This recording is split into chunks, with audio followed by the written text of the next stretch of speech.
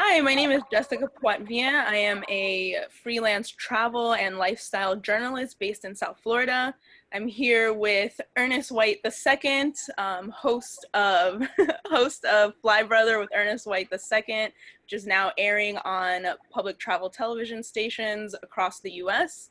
Ernest, thank you for taking the time to speak with me today about the Thank show you. and all things travel. No, thank you for interviewing me today. I really appreciate it, Jessica. Thank you so much. Awesome. So let's just jump right in. What initially sparked your interest in traveling and living abroad? So I've always been a geography nerd. I have always been interested in maps and flags and national costumes and languages and capitals and anything that had to do with travel. I was always drawn to it. Anything that had to do with geography and history and culture. And so ever since I was a little kid, I would again just collect maps, pamphlets from different places. I was growing up in Florida, and whenever we'd stop at a restaurant, they used to have those kind of banks of pamphlets for hotels and attractions, and I would just pick up everything I could. And it actually kind of there was a tipping point that happened when I was maybe 10 years old or something. And I remember one Christmas, the wife of the preacher at my church, Mrs. Estelle McKissick, I always have to shout out her name. She was a teacher. She gave me a book called Free Stuff for Kids. And in that book, you could send off a postcard and order, all kinds of things, toys and little knickknacks. But they also had a section that had the addresses of different tourism boards, convention and visitors bureaus, other, as we say in the travel industry, DMOs, weren't calling it that, but you sent them a postcard and they would send you pamphlets and posters and brochures and collectible books.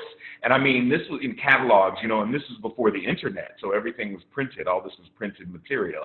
And it was just phenomenal. I ordered so many things from so many different countries that my parents ended up getting me a used file cabinet to keep all that information in there. But, I remember getting this huge book from Singapore. I remember getting a packet from Monaco that had a wax seal on it. That was the first time I'd ever seen something like that. I got some information from South Africa, which was still under apartheid at the time.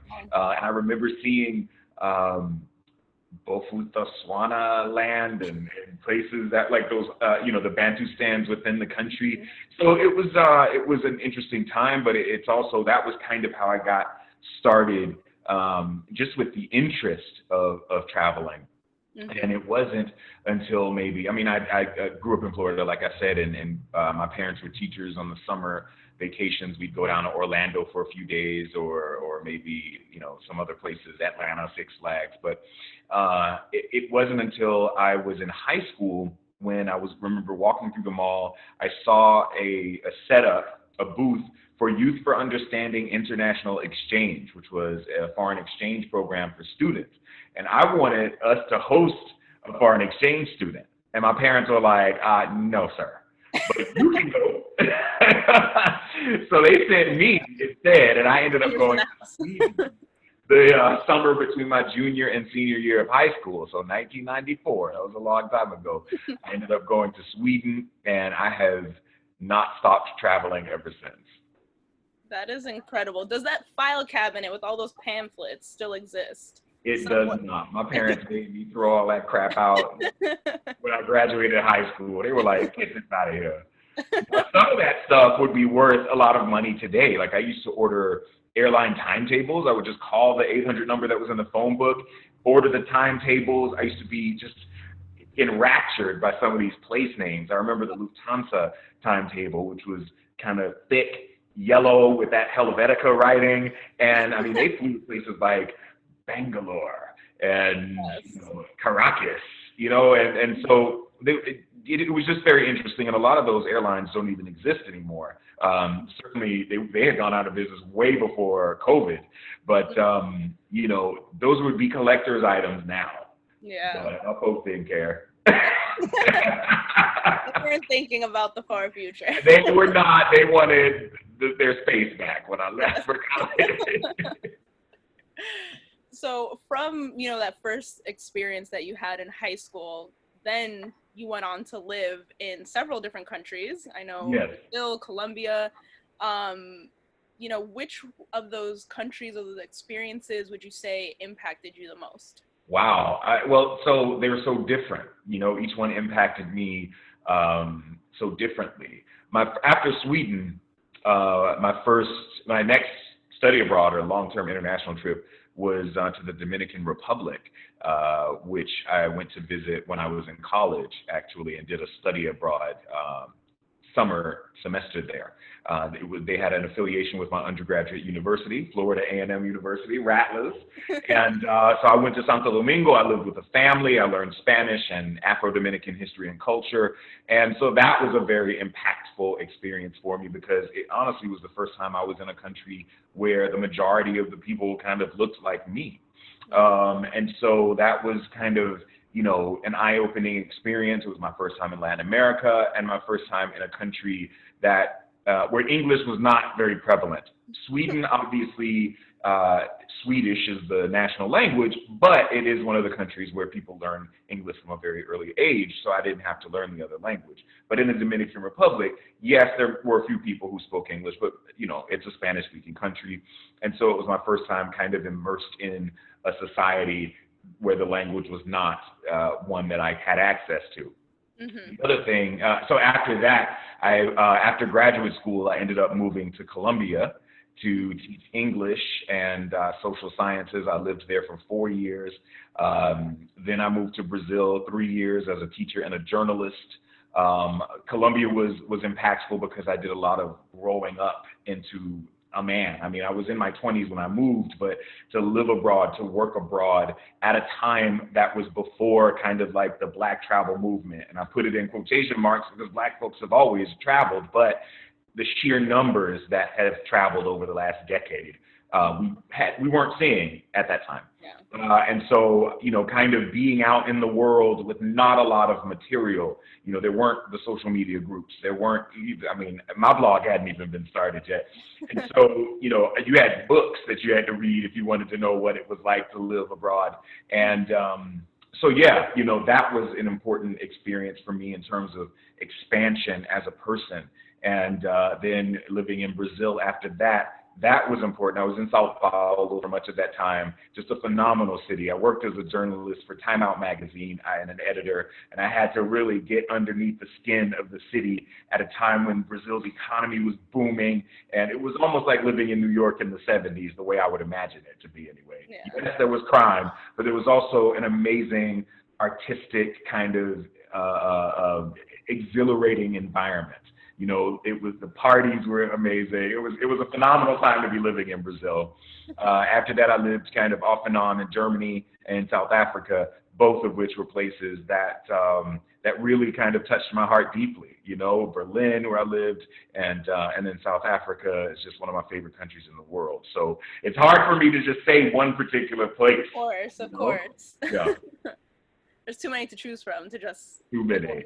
And places are like people, like for me, you don't have to like a place because I like it. And I don't have to like it because you like it. It's all about whether or not there's alignment. It's whether that energy is there.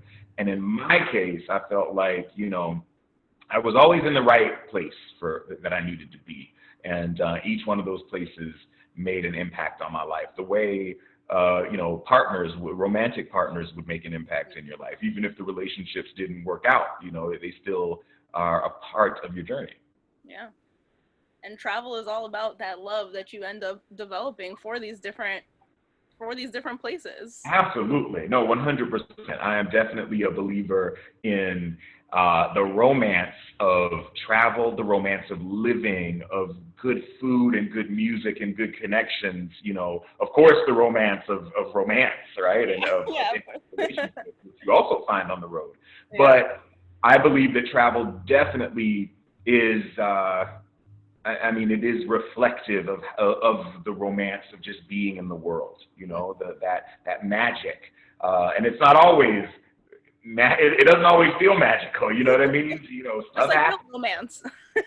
Like real romance, exactly. You know, you have arguments and fights, but it's just, I mean, if we're not out here in the world, and those of us who do travel, those of us who can travel, it is an immense privilege.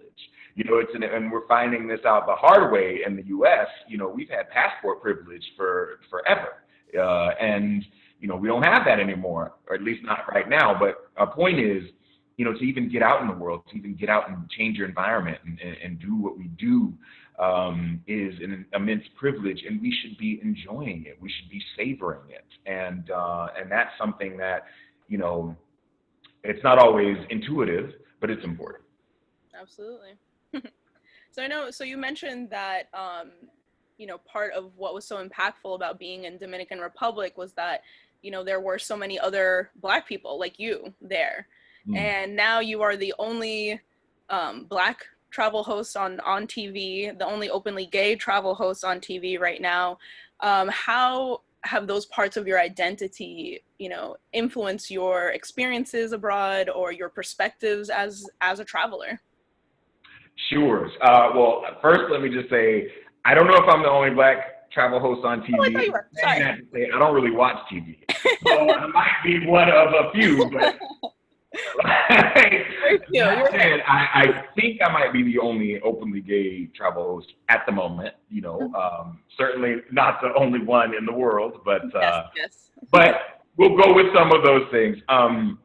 In terms of just traveling, you know, with all of the parts of me, you know, traveling also kind of gave me, in a lot of ways, the ability to own my identities, you know, in ways that I might not have gleaned when I was living in the U.S.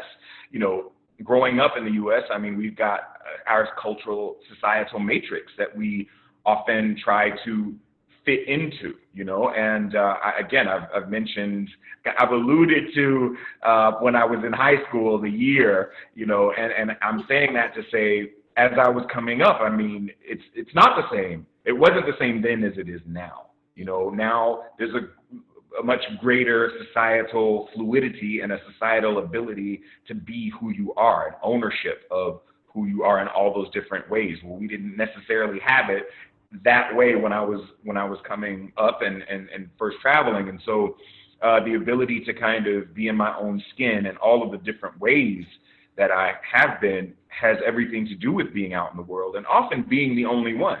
Mm-hmm. Even though I was in the Dominican Republic surrounded by people that I would consider Black, who may not necessarily consider that themselves that, I was also typically the only American in the room, you know? So that kind of had me really consider what that meant to be an American, to be an English speaker, to be someone who is tall and who has high levels of formal education, who had the ability, again, that privilege to be able to go kind of whenever and wherever I wanted to go. So yeah, I think my identities have definitely been solidified. Mm-hmm. Certainly, I would say, put into perspective after living abroad. And I think that it's important for me to bring those with me to the show, to hosting the show. And I think in that way, me owning who I am gives other people the ability to own who they are. You know, it is the visibility that empowers people. And so it's having seen people when I was coming up who, at least on some level, I could relate to, you know. I think that, again, allows everybody to be a bit freer. And I don't know if even that answered the question. So It does, absolutely. So you kind of alluded to this earlier about, you know, blogging and things like that. And when you got started with Fly Brother, you know, full-time bloggers, influencers, these that ideas, wasn't even a thing. that was not a thing at all. So, So, you know, when you started Fly Brother, what were your goals with starting it? So Fly Brother was kind of an outgrowth of living overseas. I was living in Colombia at the time, teaching English on the high school and university level. Actually, I started off teaching at a university, and while I was there, I would send email dispatches back to the U.S. This was around 2005. And eventually, like, blogging kind of became easy. And so it was a way of keeping people abreast of what was happening in my life. And it was much more personal. I was writing information about, or just writing just blog posts about the interesting things that would happen to me. Yeah.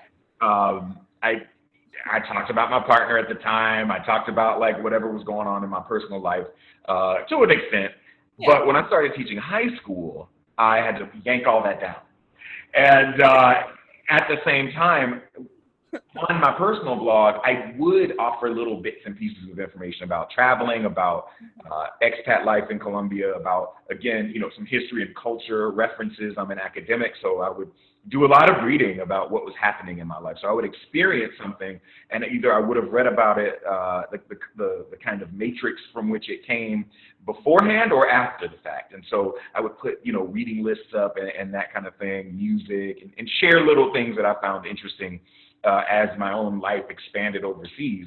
And I realized that I still, as a natural storyteller, as someone who's always been called to writing, and I got my MFA, my Master of Fine Arts in Creative Writing. So that was always a part of my life. It was a way of kind of just being creative. I decided that I wanted to do a travel blog that dealt with, both, that would be educational, encouraging, and aspirational and inspirational, And so I didn't have a plan, let's say an editorial plan. I just wrote about my experiences, but I decided to make it a little bit, to use that word again, editorial, in the sense that I did start having categories of posts that I would write. And I never thought about monetizing it at the time, just because, again, that wasn't necessarily, two things. One, that wasn't necessarily something that was very common. And then two, I was a professional in another realm. I was a professional educator. And so I wasn't thinking that this would be a business opportunity. I wasn't even thinking about business opportunities at all, because that just wasn't. I was a creator and an educator.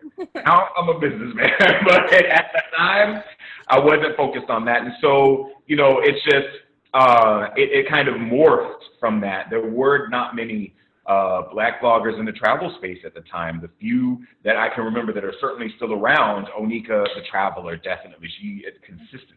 I can't say that enough. Onika, Lola Akinmade Orkestrom, who is over in Stockholm, a wonderful friend of mine.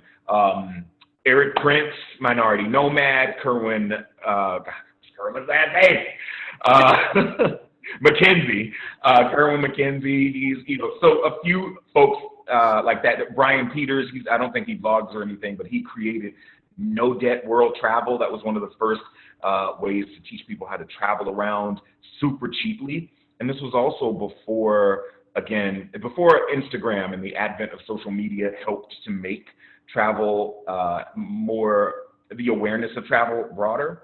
Mm-hmm. Also, it was before you had like the big Middle Eastern 3 airlines offering $700 tickets to Tanzania.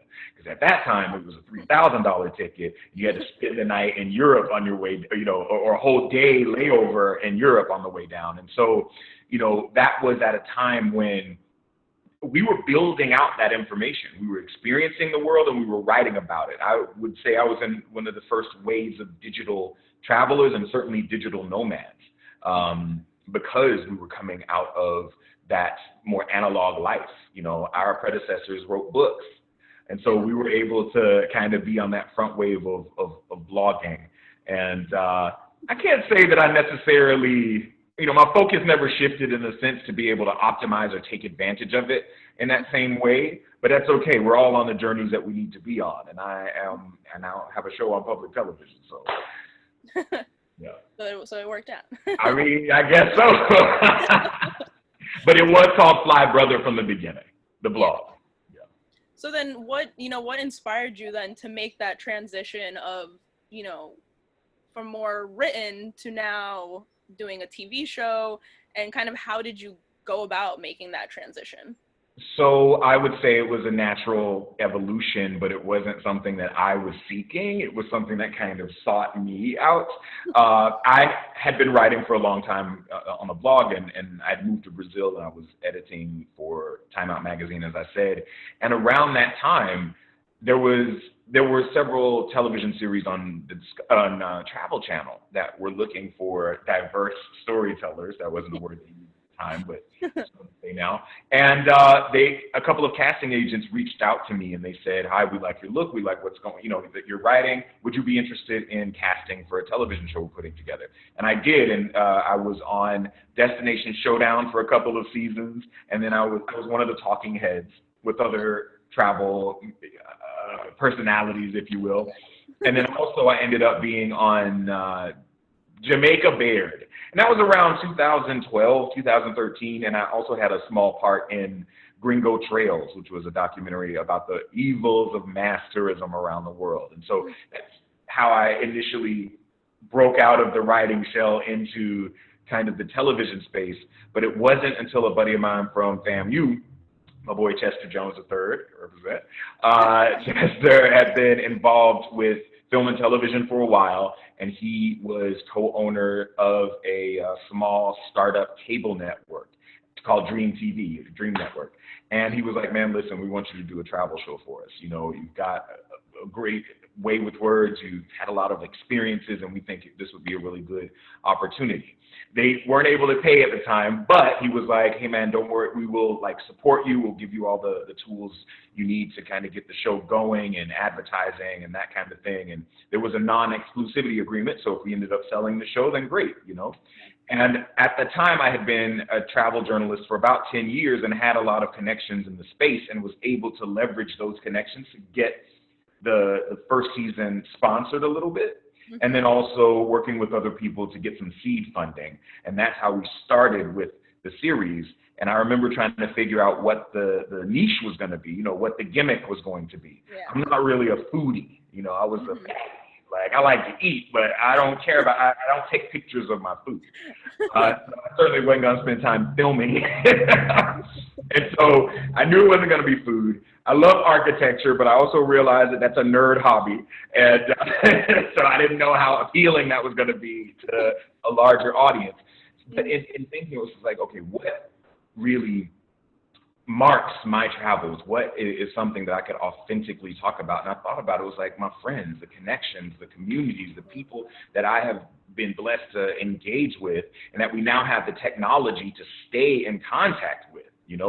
That's really what it's all about. I know phenomenal people in places all around the world, and that is kind of what I felt like spoke really to the ethos of the show that I was putting together. And so we were filming season 1. Unfortunately, the Dream Network, the funding fell through, and it ended up shutting down before we were finished with the season.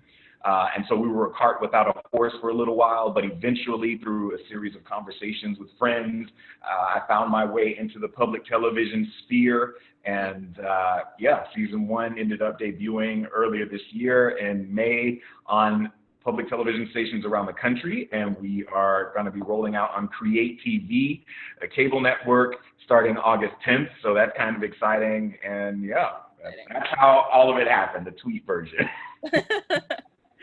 So now that the show is rolling out, like you said, on public television during a pandemic, when most people cannot really travel right now, has that affected at all how the show has been received by people who are watching it? Well, I think, obviously, because everyone was sat down for a little while, it offered us an opportunity to really break through the noise. Television production stopped, travel stopped. People who would have ordinarily been out doing things in the world were given the opportunity to kind of be still, and some of that still time included being in front of the TV. So I think obviously coming out now, it was an opportunity for us to have to reach a larger audience than we would have before, albeit under stressful and traumatic times. People are getting sick, some people are dying, and so it's not to make light of tragedies that are happening in the world. And at the same time, opportunities are happening. It's an opportunity for us to really connect with people at a time when people want to connect, and at a time that the world is showing us, the earth is showing us that we are connected. Everybody, regardless of passport, regardless of boundary, even now, when there's so much politicalization of the pandemic, even with all of that, the virus doesn't respect anybody's passport or border. My point in that is we are all connected. We are one. Yes, it's all woo woo. I don't care. It is what it is. And so I think the fact that the show is about community building, the fact that the show really is an opportunity for people to see that doesn't matter where you're from, it doesn't matter your background or what you look like. We all want the same things in life, to be seen, to be empowered, and to be loved. Now is the time, more than ever, I feel like people are seeing it, even if they're resisting it. It's still there for people to see and understand that as humans, we share everything. Absolutely. And so off my soapbox now. It's a beautiful soapbox with a beautiful message. So, and along those lines, I guess, what do you hope that people get out of watching your show at this time, in general, but especially during a time like this? Well, I'll say this, and I don't think I mentioned it. In every episode of the show, I go to visit friends in different places, and they bring me into their community. They show me what they love about the place, and we show the audience that the whole world is our tribe. And so, like I said, I think what really resonates most is that the world is full of good. I don't even want to say good versus bad. The world is full of kind, loving, heart-centered people, smart, caring, interesting people who can find charm no matter where they are. We film in Sao Paulo, Brazil, in Tbilisi, Georgia, Toronto, Canada, Northern Namibia, Stockholm, Sweden, Mumbai, India, Addis Ababa, Ethiopia, Tajikistan, Cape Town, South Africa, Bogota, Colombia, Casablanca, Morocco. That's all in season 1. And many of those places are not touristy. They are not beautiful, but they are, because the people who are there find the beauty in the things that they love about the places that they inhabit. And so that, I feel like, is something that will also resonate with the audience, that there is beauty everywhere. It's, again, places are like people. You don't have to find it beautiful, but you should respect it. You should respect the fact that some people do find it to be beautiful. And as long as no one's getting hurt, then just let it go and let it flow. Letting go and flow. Let it go, let it flow. That's what I would hope people get out of the series as well. Mm-hmm. I like that. Let it go, let it flow. That's right. Tony Braxton saying that, Gina. So now you mentioned that you have a ton of friends all over the world, and about, human connection and friendship being kind of your favorite part of travel. Yes. But that does not come naturally for a lot of people. So, what tips would you give to somebody who wants to meet people, who wants to make friends while they're traveling, but maybe feel a little nervous about that? Sure. I get it. Look, I can talk. I have a boisterous personality. I really enjoy people. Well, I don't know about boisterous, but I enjoy people. I like a good laugh. And I was also raised by parents who, they didn't play that mumbling crap. You walked into a room, speak. Open your mouth. That was something that was inculcated into me early on, and adults expected it. They expected for me and my brothers and sisters to open our mouths. And so I think one thing is just not being afraid to engage with people. Look, there are times when I don't want to. I love people, and there are times when people get on my nerves, and I just want to choke them. So it's not to say that you're always going to be feeling that way, but there's something to engaging with human beings. There's something to being open, to being permeable, to being vulnerable, and that's what humanity is about. It's just saying, it's knowing that you're going to be all right if you say hello to people, if you say good morning, if you smile. And I recognize that there are dangers in the world. I recognize that I'm speaking from a place of privilege as a male embodied, again, tall, big dude, so I can't speak to what it's like to be a woman in the world because I don't have that experience. And I recognize that it's not the same. It is fraught with experiences that are often unpleasant. That said, I also know a lot of women travelers who go out into the world and who engage and who have found a way to navigate being in that female body in a world that is unfortunately still struggling with patriarchy. That said, it is again about being open. It's about recognizing our shared humanity. There's always something interesting to learn from somebody. That it doesn't matter if that person is a taxi driver or a homeless person or the world's richest billionaire.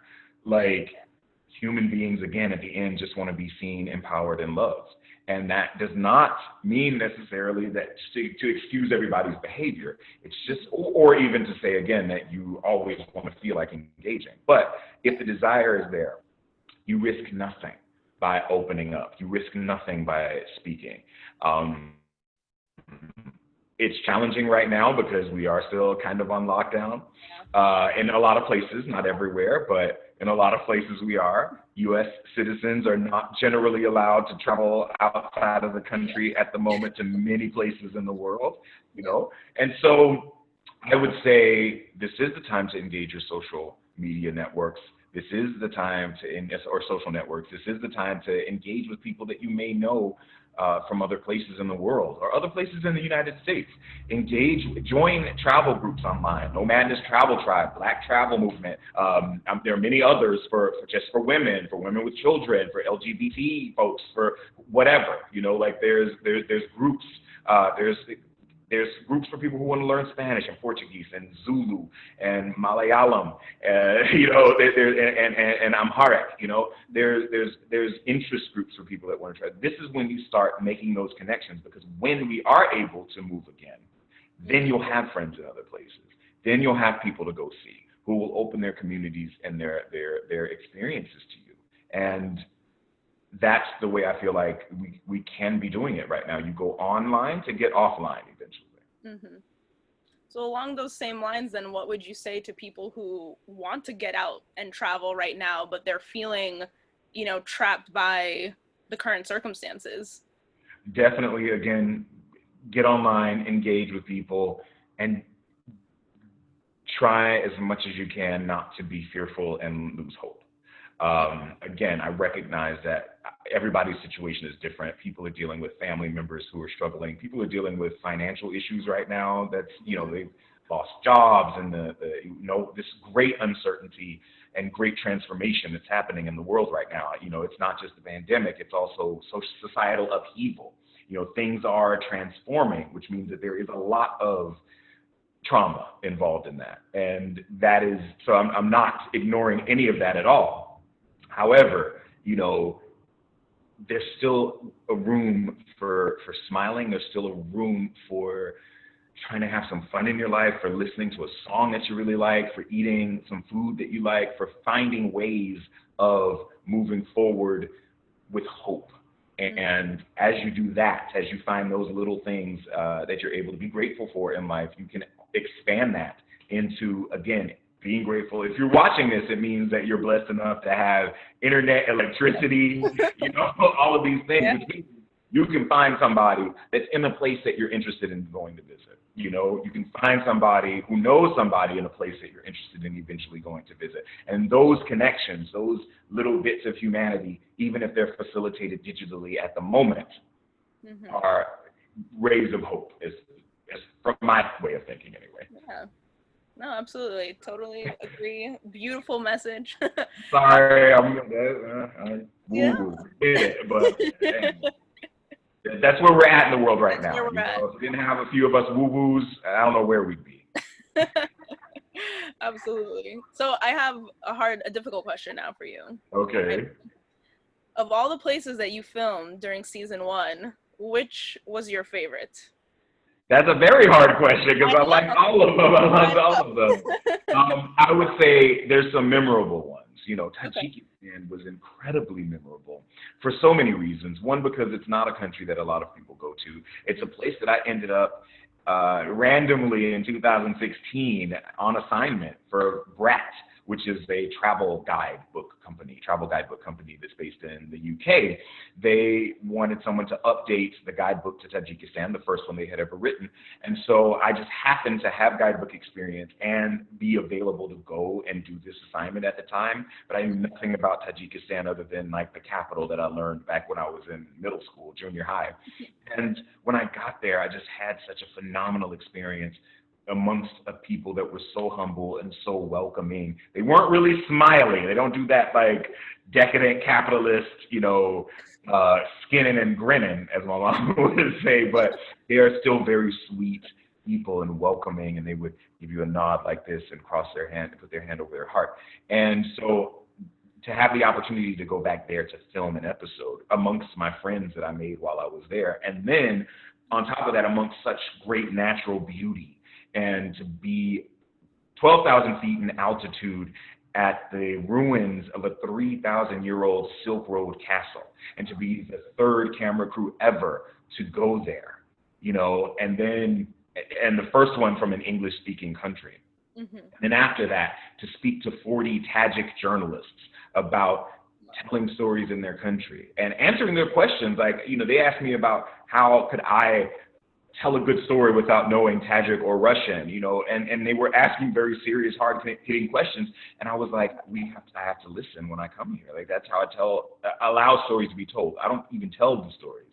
I just provide the space for those stories to be told, And so interviewing my friends there, letting them talk, taking the camera and going to places that, as an American or as somebody from outside of that community, I may not know about. You ask people on the ground what are the places they love. That's how the stories get told. And so to be able to have that all kind of crystallize in a place like Tajikistan, again, random country that people don't know about, but to have such deep connections, not only with the people, but the place, that is what makes me so passionate about what I do. And there was an experience like that in every single location that we filmed, and that's why I'm just excited to kind of let the journey take me where it's going to take me. Absolutely. So for people who want to, follow along the journey with you and the TV show, how can they connect with you? What's the best way for them to do that? Please come to check us out at flybrother.net. That's our website. There's an email list for you to sign up so you can stay abreast of just developments and whatever's next coming down the pike. We are actually going to be redesigning the site at the moment, but you can sign up for the email list. You can also find out where the show is airing right now by entering your zip code and find out if it's actually airing in your viewing area. You can also check your local listings to find out as well. But also, please follow us on our social medias. On Facebook, we're Fly Brother Fly. That's the fan page. On Instagram and Twitter, Fly Brother. On YouTube, we just opened up our new YouTube channel, so follow us there. Subscribe. It's youtube.com/c/FlyBrother. All of that will be accessible through the website, so flybrother.net. Again, you can check us out on all the. You check your local listings, or you can find out where you can view us on the website as well. All right, perfect.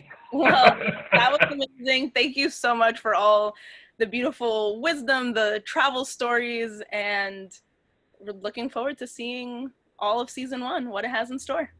Thank you so much, Jessica. I really appreciated talking with you today. Thank you. Thank you. Bye, everybody. Bye. Thank Bye. you. All right.